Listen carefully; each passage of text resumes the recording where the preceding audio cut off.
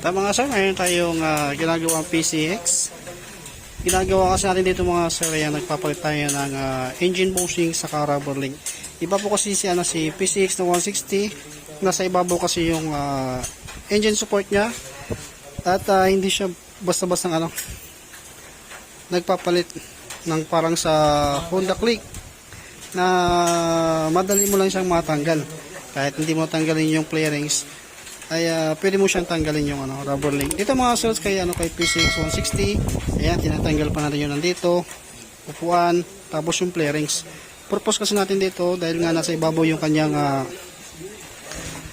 engine support. Ito yung kanyang engine support mga sir. Hindi natin basta-basta matatanggal yung engine support, yung rubber link. Bayaw, ito yung mas na bayaw. Bayaw. Yeah, kaya matik na kailangan natin pag-ihiwalay si chassis doon sa makina. Tapos yung yung hose ng radiator. Baka mabali yung radiator, tanggalin nyo. Yan, kaya kapag nagtatanggal tayo mga sir, secure nyo po lahat ng mga sensors sa yung preno, shock, yung mga dapat matanggal para iwas Yo. Tanggalin mo yan. Yan, ganyan po kahirap mga sir tanggalin nyo chassis ni PCX 160. Hindi na natin kasi tinanggal yung dito sa ibabaw, ayun sa sa footboard niya para iwas na rin sa daming tatanggalin. At kaya na din naman natin hugutin doon yung kanyang yung tornilyo sa may support. First time lang din natin kami magkalas dito ng ng engine support, pero yung magkalas ng makina hindi na bago din sa atin kasi yan, meron din tayong PCX na kulay puti rito na nakababa yung makina. Ayan, i-assemble na rin natin yan dahil na-complete na rin yung pisa niya.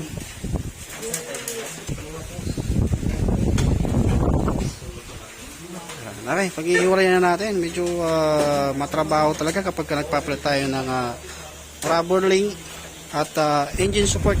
Yung rubber link nito mga sir, isang piraso lang, bilog naman siya.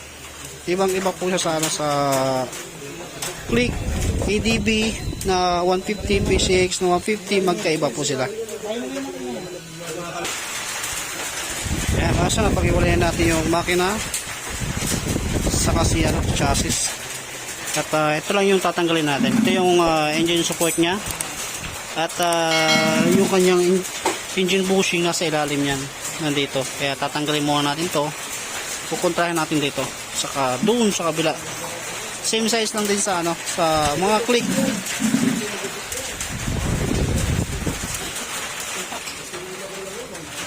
Size 17 saka size 14 yung gagamitin nating tools diyan. Dahil kaya tayo nagpalit dito mga sir, dahil nararamdaman ni customer yung giwang. Kahit na patag naman yung kalsada, ramdam niya raw yung kanyang giwang. Kaya bumili siya ng pisa at pinakabit sa atin.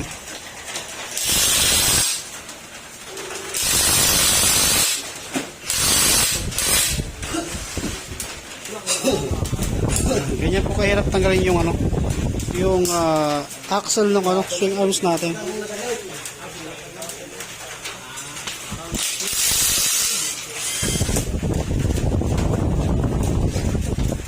Yan.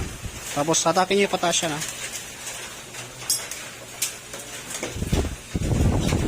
yun na sa kapla. Yan.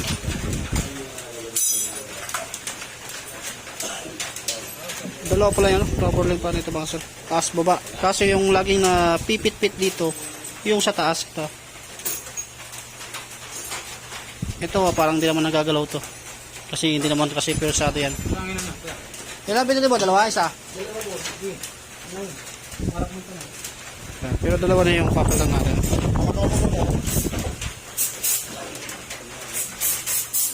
Ito ilalagay natin. Ito mga sarap bago ito ilagay niya kasi sa compartment niya at nalagyan ng tubig yung compartment at pinasukan ng tubig kaya nabasa. Kasama yung yung rubber link niya, mapapansin yung rubber link niya, parang kala nyo lumang-luma na talaga dahil nabasa. Ito yung rubber link niya. Magkano bil mo sa rubber link? Magkano bilhin mo sa rubber link? Magkano bilhin mo? Pushing 350 isa. Yung travel link 60 isa. 60 isa? 60 isa yung rubber link niya, no? PCX, bali 120, dalawa. Ha? Na, hindi na. Ito yung, ayan, mayroon ng ano, mayroon ng parang uwang dito. Malambot na rin siya or ano, gumigiwang na.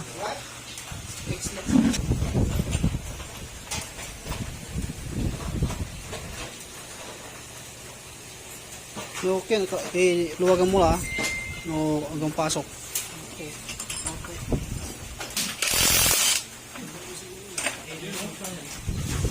Patingin. Tanggalin mo. Ito na yung ano mga sa. Yung rubber link niya, check natin.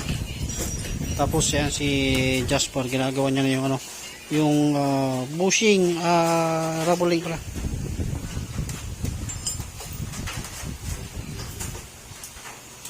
Yan, may ano na, may crack na. So dito. Yan, sinyalis na yan na talagang gigiwang na siya. Same lang din sa ano, sa click ito. Parehas lang. Click bit, yan, parehas lang. EDB.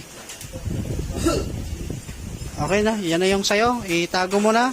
Malapit na yung Pasko. Sabit mo sa parol. Yan, tanggalan natin. Madali lang magtanggal nung ano sa mga sa yung ano yung rubber link niya. Dahil tutusok mo lang, tuldok lang siya.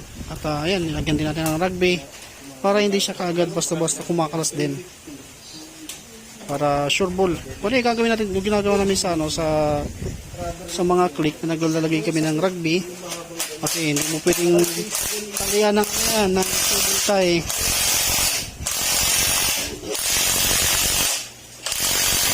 Binabike natin o dinalagay natin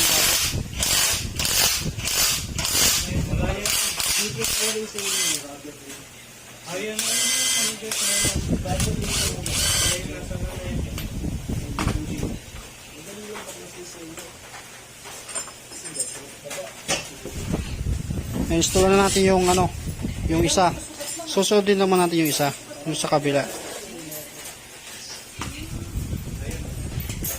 Kasi obligadong paghihiwalayin mo kasi itong mga sir dahil gawa ng ano, ng hindi kayang dukutin. Siguro mayroong mga ginagamit siguro dyan ng special tools.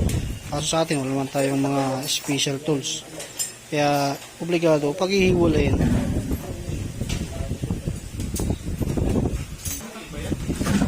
Ayun yung support niya. Lagyan na rin natin yung ano, yung rubber link niya. Dalawa pala yung rubber link niya. Up and down. At meron din siya ano na bushing din. Kaso bihira din may sira yan. Kung masira mo siguro yan matagal. Dahil sobrang kapal. Patin tayo ng ano, luma.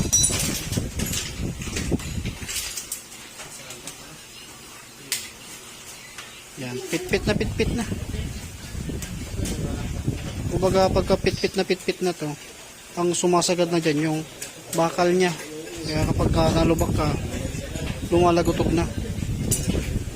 Pero yung giwang, yung engine bushing natin, yung nandito sa makina.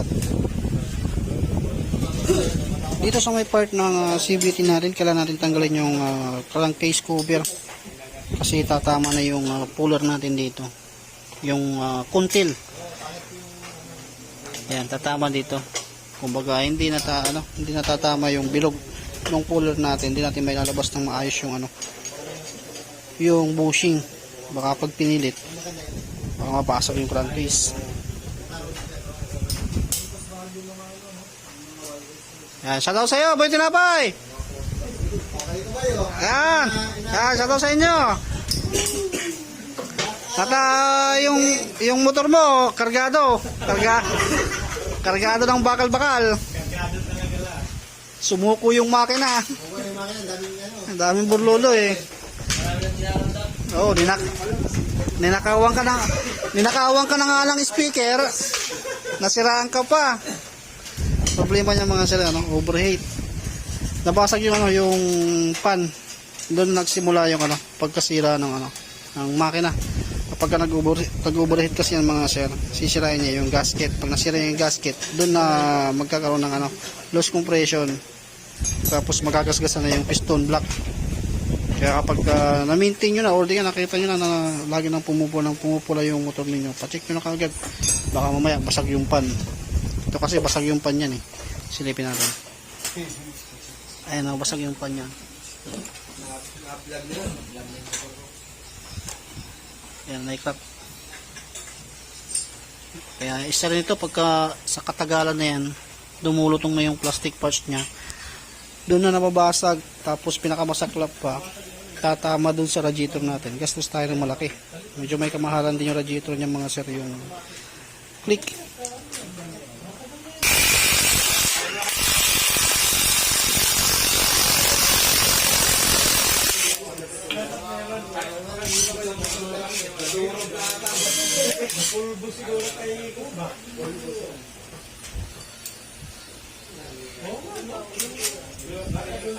Check natin isa.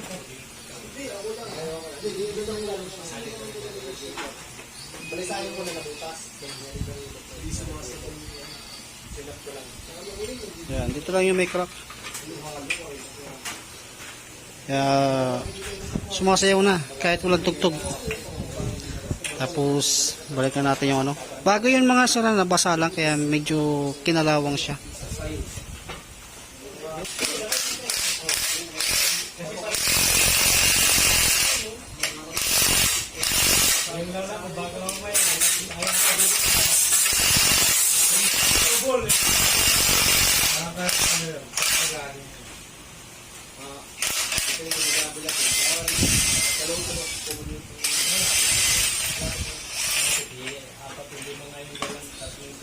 Ayan, salapakan natin yung engine support. Ito yung kanyang engine support, bigat, pure na bakal.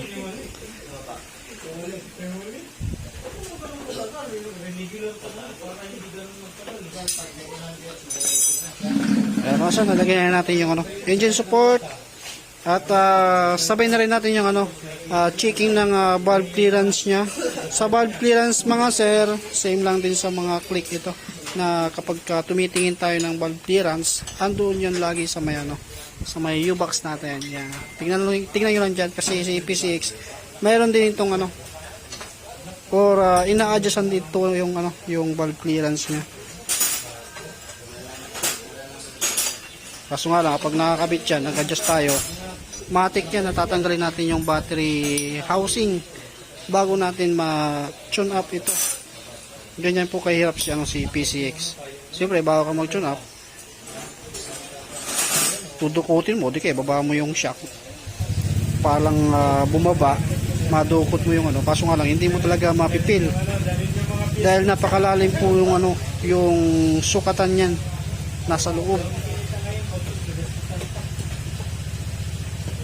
Kaya mas maganda, tatanggalin mo lang yan, ano, yung battery housing nya.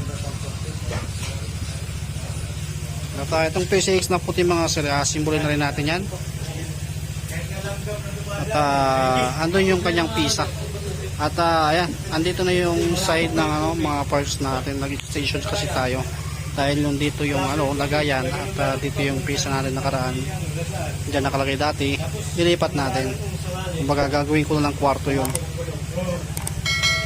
At syempre tatanggalin ko yung andito. Nasabayan kasi na ano, na ganito yung ano, gumagawa kami dito, naglilinis, tapos marami rin nagpapagawa ngayon, kaya medyo naudlot or madumi pa or makalat pa sa loob. Pero pag nalinisan yan at natapos rin to, ayan, malawak na. Ayan, sinusukat natin ang pillar gauge para sure ball, kasi hindi pwedeng ano, yung peeling gauge tayo ng kuko. Size pa rin ito mga sir, same lang din sa click 125, click 150, same lang yung ano, adjust ng valve clearance. At kung makikita nyo, yan, masyadong ano, malalim. Kaya gagamitin mo talagang tools dyan, yung magandang klase. Adjust na natin yan. 1024 kapag nawala na sa line, pwede nyo na sukatan. Sige, ilang kilometer, kung malaki na yung kilometer, pwede nyo lang ipa-adjust o ipa-tune up. Tara mga sir, tapos na natin i-adjust yung valve clearance. Bali hindi ko na rin sa inyo pinakita. Dahil same lang din naman yung adjust nung sa click saka sa PCX. Si Jasper, kapulong, saka si kakulot. Yan, medyo hirap talaga pag si PCX mga sir. Kaya kapag ka nagpa-service kayo at ganito rin yung ipapagawa nyo mga sir, paglaanan nyo ng oras. Dahil yung hose, dahil napakahirap po talagang dahil mahirap po talagang mag-install nito or magpalit.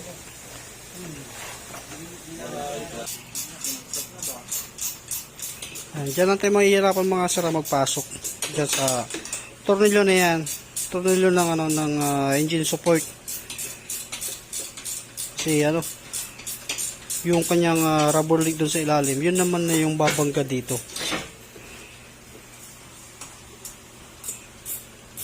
Yan, lagay na natin, tapos may lagay na natin yung mga flarings na ito.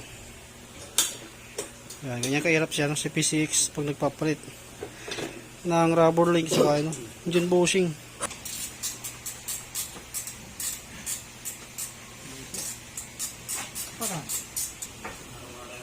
Ayan, ikot na natin yung tunnel na dito. Tapos ibabalik na natin yung mga flarings niya, upuan. At yung mga yung mga socket, i-double check nyo mabuti, dapat hindi na iipit yan. Wala na. Okay, yung mga son, ibalik na natin yung clearings niya. Medyo mahirap talaga magpalit ng engine bushing sa rubber link dito sa PCX na 160.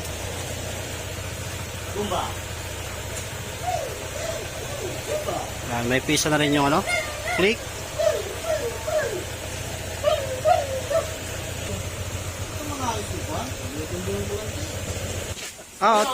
Testing mo na para maging kwapo ka Angat po. Wala sa balo. Yan, kaliwa.